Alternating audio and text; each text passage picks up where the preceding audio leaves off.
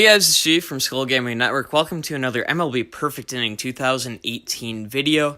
Today I'm going to talk about the stats on the back of players' cards and talk about which stats affect which aspects of gameplay. To some extent, I will try to rank them from most important to least important, but seeing as everyone might have different focuses for their gameplay, what I will do is explain what all the stats do so you can weight the priorities for yourself.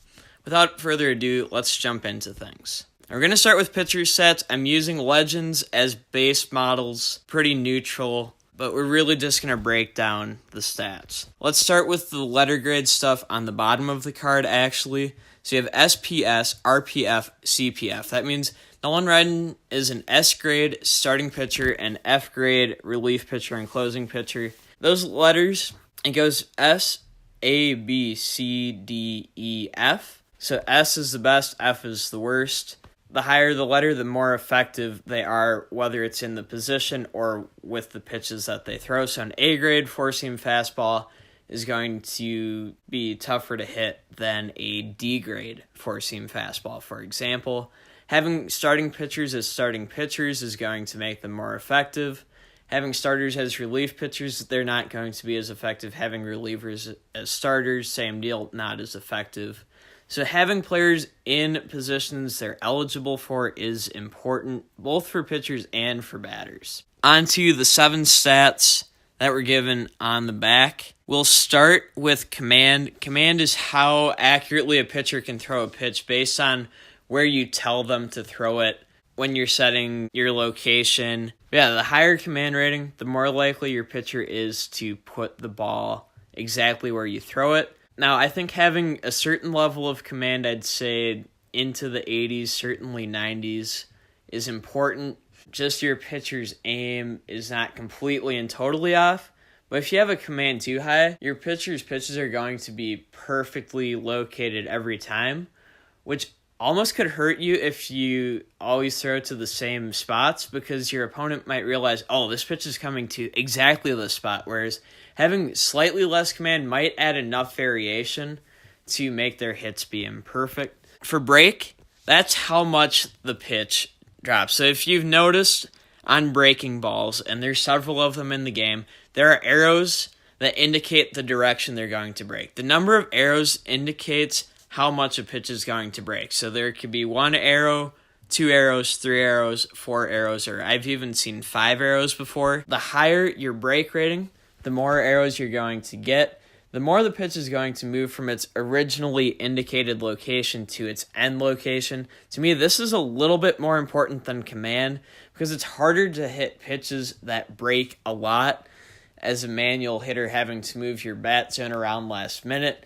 So you might induce weaker contact, get ground balls or pop-outs. I guess that falls under weaker contact. From that perspective, I think break is an important set as well. Stuff is an indicator of how hard your pitches will be hit by your opponent. The higher stuff rating, the less likely it is that a pitch you throw is hit for a home run or an extra base hit.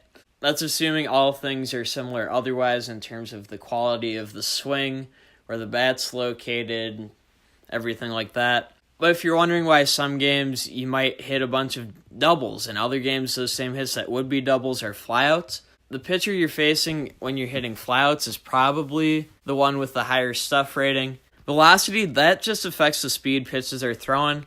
I've seen pitchers with a wide range of velocities, and the overall pitch speed is only changed by 1 to 2 miles an hour.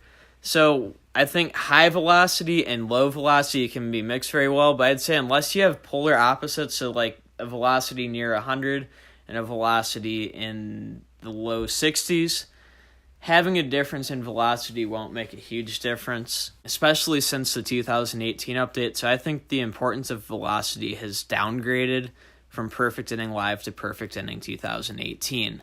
Stamina is how long a pitcher is going to last before they can be replaced. This is important in simulations maybe, but in the live head-to-head, when your pitcher gets tired, you're going to replace them. Hopefully, a 6-man bullpen plus your starter can get you through a 3 or 4 inning game. And it's with that premise that I don't think stamina is too important.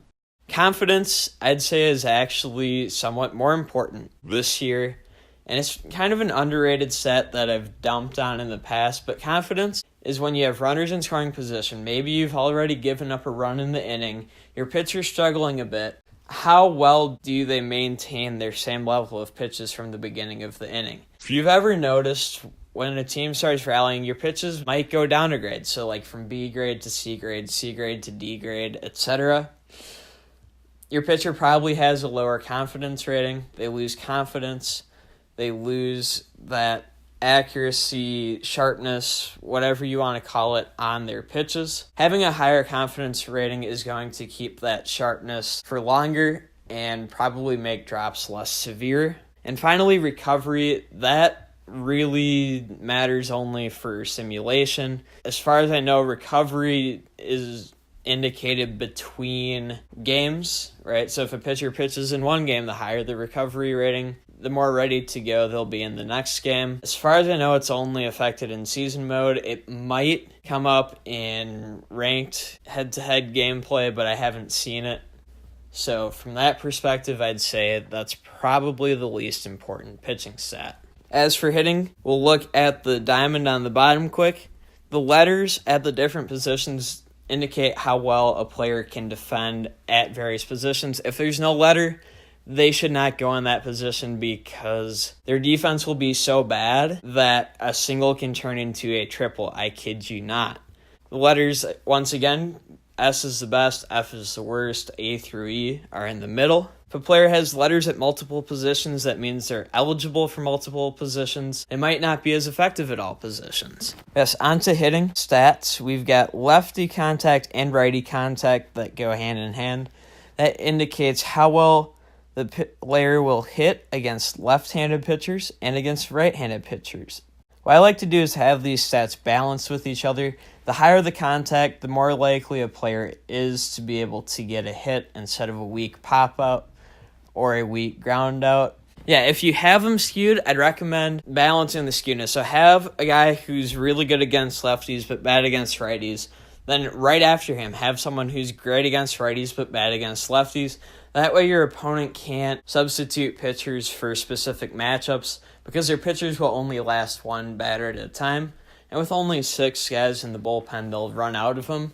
And then your offense will eventually take over even if those weaknesses bite you in the backside short term. Power, that's how likely a player is to get a home run or an extra base hit. Certainly an important hitting stat. The way I think about it is your leadoff guy, you're going to want to have more contact, get those hits, get on base. Once you have a couple guys on base, you might want guys with a little less contact and a little more power. Hopefully drive in runs with those extra base hits or home runs. Think about like a normal major league lineup. You've got your contact guys followed by power guys, more contact guys, more power guys. That only matters in sim mode. Higher I rating means you're more likely to get a walk, less likely to get a strikeout. Lower I rating, less likely to get walks, more likely to get struck out. Unless you really care about any of that, I'd say blow off I. It doesn't affect your actual gameplay with the player. The run rating, that's how fast they run. I'd say there's a few classes. There's speed below 80 that seems pretty slow. In the 80 to 95 range is average speed, and I'd say 96 and above is probably elite speed. Why do I say that? There doesn't seem to be a huge difference between like 82 and 87 speed in terms of how many stolen bases you'll get, how likely you are to be able to stretch the extra base versus getting thrown out or anything like that. So while it is important to consider speed when buying players and considering who to buy, I'd say a couple stat difference in speed is not as important as a couple stat difference in either contact or power. Then finally, the field and throw rating. Fielding, I'd say, doesn't seem to matter too much. As long as you have a good letter grade where you're planning to play your player, having a super high fielding rating isn't essential. Now, if you have a fielding rating at like 40 or 50, that's certainly not good. But I haven't noticed much, if any, difference between like 80 fielding and 100 fielding. Errors seem to come more from the letter grades on the positions than the fielding rating as a numerical value on a player card. Finally, throwing. The higher throwing rating, the more likely a player is to get the out on a close play. For outfielders throwing directly from the outfield to home, skipping the cutoff man, it plays at the plate. And for catchers throwing out base runners on the base paths. I say throwing is an important stat for catchers, shortstop and third baseman probably, and certainly your 3 outfielders. But for the right side of your infield, throwing usually doesn't matter. I hope this video was informative. If it was, I encourage you to leave a like. If you're new around here, I encourage you to subscribe for more MLB Perfect Inning 2018 content. If for some reason you didn't like the video, you're welcome to leave a dislike, but I'd also ask that you leave a comment just explaining why didn't you like the video so I can work on my content and make it better for next time. If you have any questions based on what I said, feel free to ask those in the comments too. I'll do the best I can to answer them as soon as possible. There might be other people in the community who can help you out too. That's all for this video, guys. I'm G from Skull Gaming Network. Thank you so much for watching, and until next time, as always, peace out.